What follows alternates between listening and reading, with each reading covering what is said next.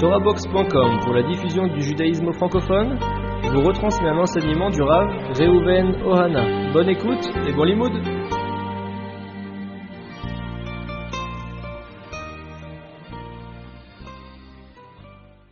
Vous avez certainement déjà entendu plusieurs drachot ou sikhot concernant cette fête de Shavuot. Permettez-moi de vous peut-être de rajouter un ou deux points sur ce que nous lirons Be'ezrat Hashem demain.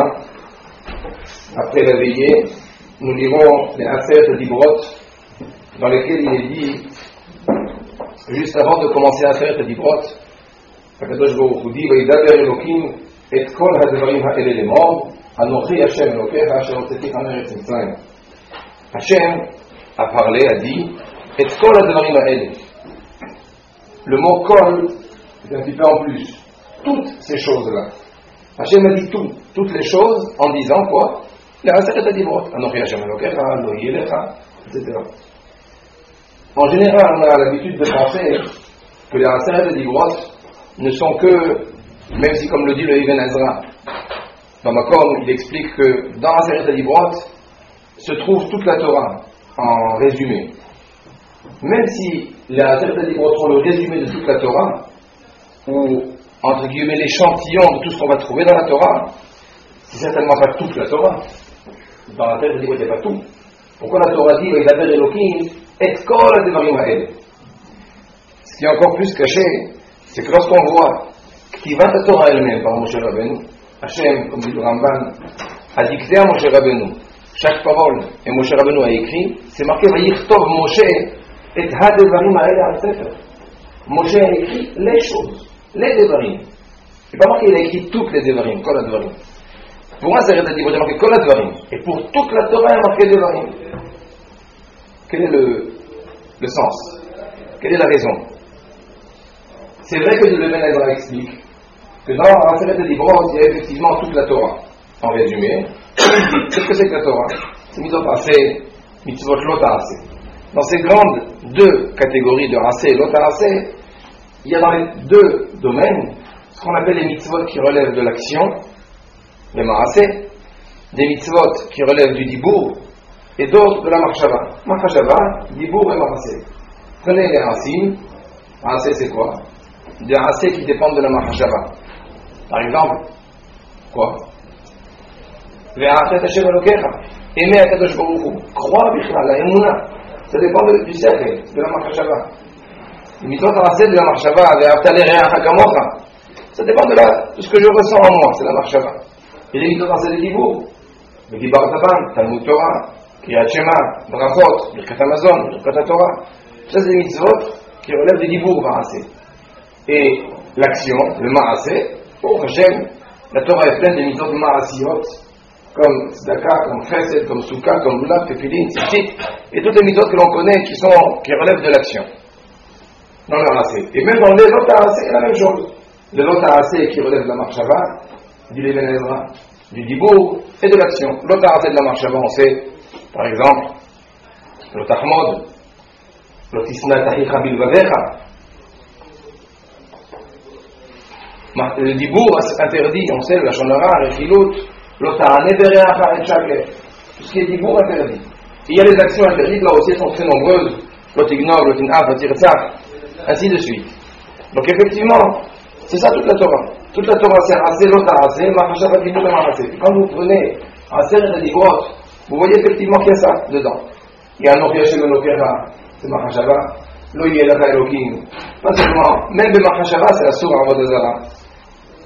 Lo Tisa Hashem Elokecha Lashab, c'est dibour, dans la partie qui relève de l'homme et la Kadosh Baruch Hu. Zachor et Yom HaShabbat, la Gemara dit c'est Zachor Veshamor B'Dibour Echad. Zachor c'est Kiddush, le Kadesh HaShabbat. Zocher B'Diborim Anemarim Alayan. Zachor c'est mitzvot aseh qui relève du dibour, de la parole. Et ensuite, la bête a dit Havet Imecha. La Gemara dit dans Kiddushin, Ezeu Kavod, Ezeu Mora, Ma'achid, Mashkim, Malbish, Mechaseh, Machnis, Motzi. Toutes les actions qu'un homme, qu'un enfant se doit faire, ce sont des actes, des ma'asim. Alors il y a Machashava, dibour et ma'aseh. Et même dans la partie qui est Ben Adam la Chavero, alors on a aussi, des actions interdites, des ma'asim interdits. Après, on a un événement à Shaker, porter de faux témoignages, c'est le dibour interdit. Et à la fin, notre Achamod, qui est la mahshava, de ne pas convoiter ce que l'autre a, ce qu'Akadosh Baruch Hu lui a donné, ni ses biens, ni sa voiture, ni sa femme. L'autre Achamod, c'est aussi le mahshava, c'est marqué dans les Rishonim. À partir de quand l'individu transgresse l'autre Achamod, est-ce que c'est par la simple mahshava ou que lorsque la mahshava amène vers l'action? On ne va pas rentrer dans les détails de la mahloket. Mais en tous les cas, beaucoup pensent que la mahshava elle-même est le début du issour. Alors vous voyez que finalement ici, il y a les racés et l'autre racé, mahshava dit pour racé. Mais sauf, ça reste l'échantillon de toute la Torah. Quand on prend mitzvah tefillin, ça fait partie des mitzvot racés qui relèvent du maracé, de l'action. Donc on peut dire que le tefillin est inclus dans les racés de Dibrot. Il y a dans Aseret Dibrot l'échantillon de tout. Pourquoi Aseret Dibrot s'appelle Vaïdaber Elohim Kol HaDvarim et toute la Torah s'appelle Devarim? C'est un petit peu ce qu'on essaiera de voir aujourd'hui. Dans la réalité, il y a plusieurs réponses à cela, et permettez-moi de vous en donner peut-être deux. La première est dans le contexte, et la deuxième dans le fond. La première dans le contexte, c'est que nous savons que lorsqu'Akadosh Baruch Hu a dit, c'est un Aseret Dibrot, eh bien, c'était dans un contexte très particulier. Pourquoi les Aseret Dibrot étaient Kol HaDvarim? C'est pas par rapport à ce qu'ils contiennent en eux comme commandement. C'est par rapport au Mahamad, par rapport à ce que Am Israël a pu voir dans ce Mahamad, il a pu vivre, il a pu vibrer à ce moment où Akadosh Baruch Hu s'est révélé, et c'est en cela qu'on a ici toute la Torah. Il y a marqué dans les psukim qui viennent justement après les Aseret Dibrot, c'est marqué Vechol ha'am ro'im et hakolot ve'et halapidim ve'et har Hashem vayar ha'am ve'yanur ve'yamdu merachok. Kol ha'am ro'im et hakolot. Rachamim disent, ha'am ro'im, ils ont vu les kolot, les sons. Quel est le sens? Comment est-ce qu'on peut voir des sons? Ce que je dis, vous l'entendez, vous ne le voyez pas. Ha'am ro'im et hakolot. Ils ont vu les voix. Comment est-ce qu'on peut voir des sons? Aujourd'hui, on peut effectivement suivre le son sur les ondes quand il figure sur un écran. Alors on voit effectivement des ondes. On peut voir donc la vibration du son. Mais avant l'écran, comment est-ce qu'on peut voir les sons? Ça veut dire Amroïm et Takolot. C'est marqué ensuite, les Talapidim, le feu, les torches, Har Hashem, la fumée, tout ça on peut comprendre, ça peut voir. Mais comment est-ce qu'on voit le son? Ce qui est plus compliqué, c'est ce que dit le Midrash. Le Midrash dit